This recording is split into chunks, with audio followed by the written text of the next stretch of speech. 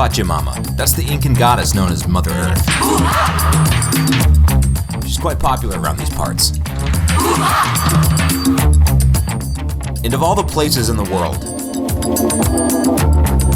I'd say Pachamama has done some of her finest work in South America.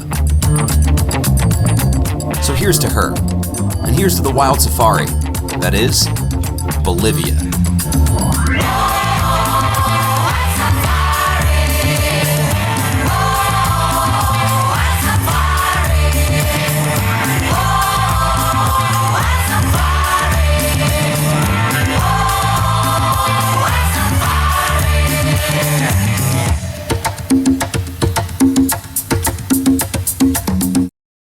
All right, first of all, welcome to La Paz.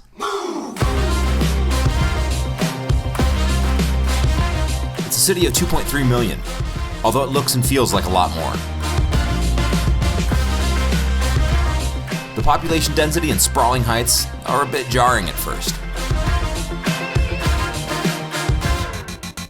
Sitting at a cool 11,942 feet, it's the highest capital city in the world. Yeah, that's higher than most ski resorts in the US.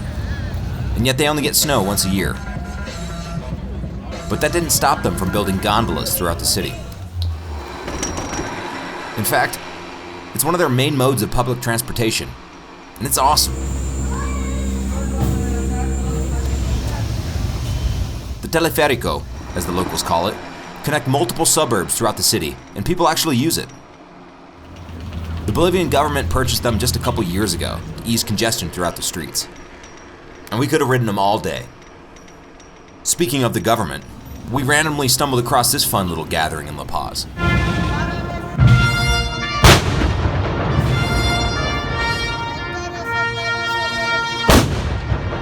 Yeah, those are literally artillery shells being blasted in the city. Turns out, the President Evo Morales was leading a full-blown military march in protest.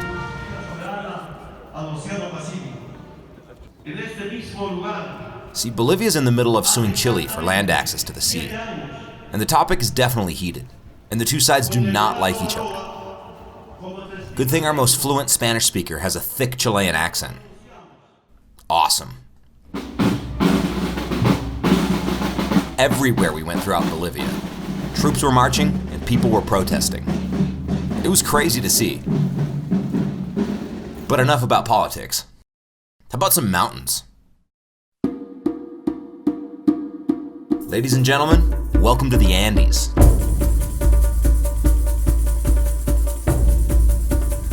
Now, all my Colorado people, 14ers are cool. But you know what's cooler? 17ers. Chacaltaya towers over La Paz at 17,700 feet. And we climbed it. Not to brag or anything, but that's higher than Everest Base Camp. So obviously altitude acclimation is pretty important. Luckily the locals have a trick. When you're home, like this, and you start mixing it. Coca leaves. Yeah, you know, the plant cocaine is made from. Slurping down a fat chaw of coca leaves helps boost energy, suppress hunger, and alleviate altitude sickness. Didn't have to twist my arm too hard to try it. Your chick. Coca leaves. Then you can start. Still didn't make it easy to breathe though. You feel that one? That was not far. That was close. We're gasping for breath. The Chacaltaya trek is tough, but the absolute diversity of the landscapes you get to experience, it's on another level. Part 1, Base Camp to Ski Summit.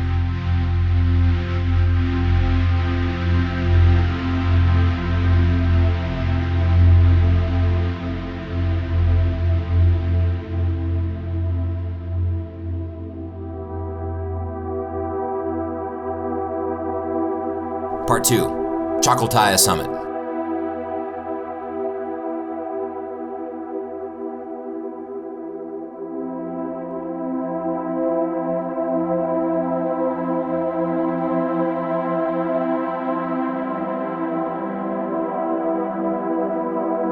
Part 3, The Descent.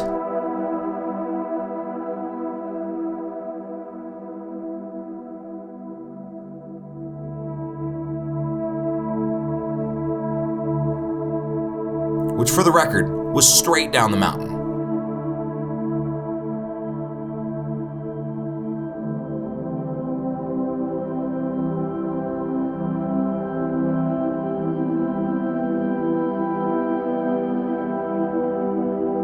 And finally, Part 4, Huani Potosi Base Camp and its glacier.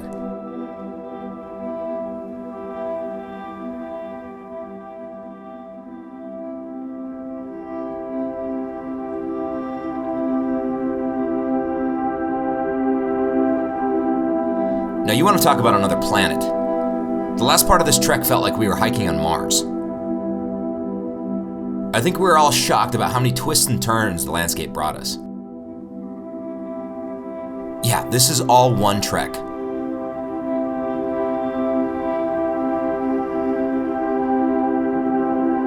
Oh yeah, and remember how I said acclimation is key? Ryan and Pamela came from sea level to 17,700 feet in less than 36 hours.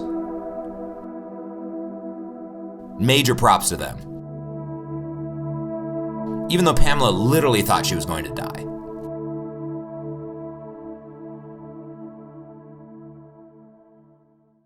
Speaking of death, there's a fun little mountain biking road you can ride just outside of La Paz. It's called Death Road. Since '98, at least 18 cyclists have died, and hundreds more from car accidents. The cliffs have a butthole pucker factor of 11. What's that? A good 1,000 feet? Yeah. But despite its name and its ridiculous past, it actually wasn't that bad. And it was so photogenic. Carry your shame well past all those are supposed to have a new fish. Hands running from The tour groups ride slow, and you can push it as fast as you want. It was kind of mind-blowing to go from the rocky caverns of La Paz to a swampy, arid jungle just within a couple of hours. Though arguably the best part of Death Road could have been the after party.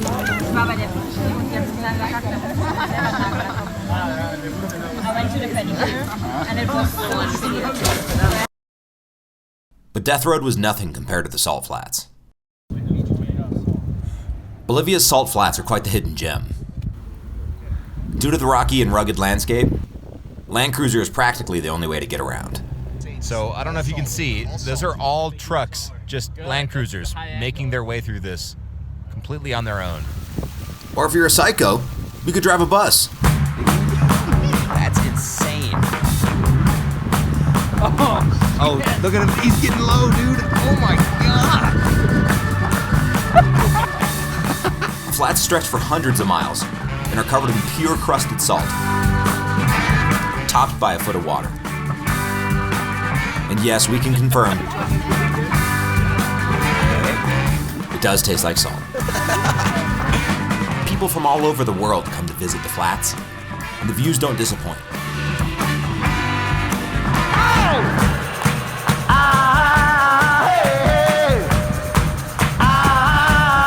The water creates a mirror effect and completely dissipates the horizon. It really throws off your depth perception.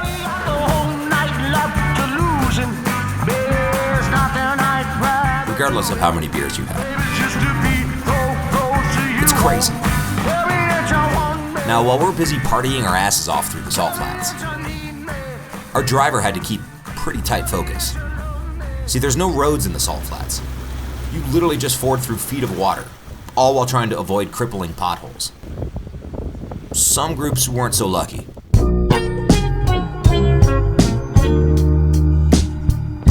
Hey, at least they got to enjoy the view for the 3 hours they were stuck.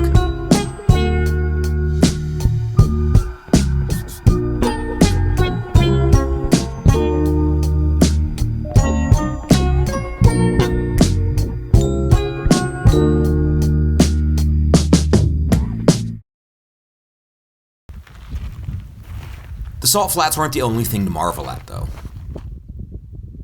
The rest of the surrounding desert is gorgeous. Keep in mind these, air quotes, deserts are still at 12,000 feet and above. It'd be like taking Arizona and plopping it on top of a 14er, and then surrounding it with a bunch of 20,000 foot peaks. It's kind of hard to comprehend.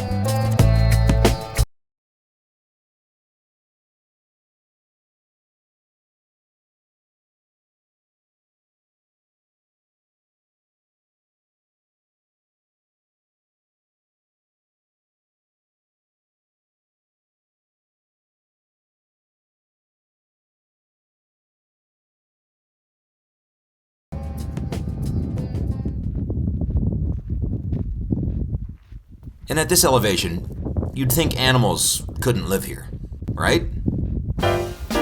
Nope. Wrong. Flamingos. Probably the most random animal you can plop in a high alpine desert. I don't know about you, but when I think flamingos, I think tropical bird. I mean, they run wild around Disney World, yet here they are sitting at 13,000 feet, slurping down sulfur cocktails. And to Connor's credit, little shrimp. Slightly lower in elevation, you can find whining llamas grazing in a desert oasis.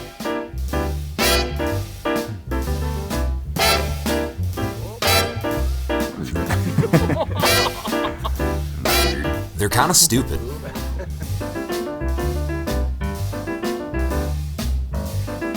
But they are smart enough to run when they need to.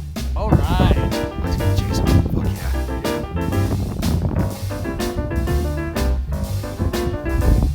Oh yeah. Now, they say you're not supposed to feed the wildlife.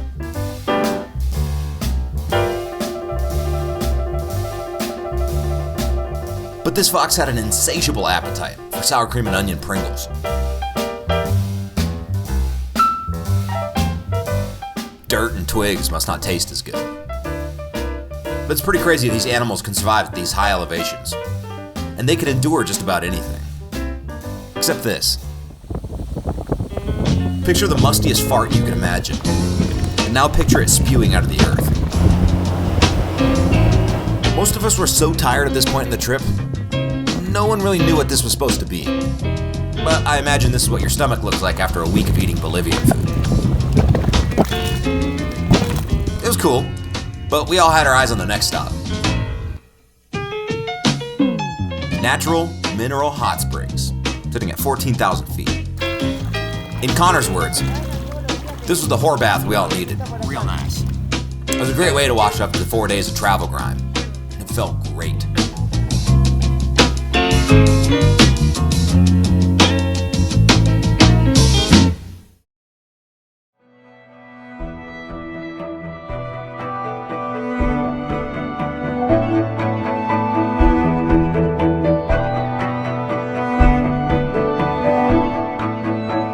So what's to come of the land dispute between Bolivia and Chile? Probably nothing. But don't feel bad, Bolivians. You've got quite possibly one of the most beautiful countries this world has to offer. The amount of scenic diversity and endless adventures you pack into such a small area. It's tough to match. So if you've got some time to kill, why not Bolivia?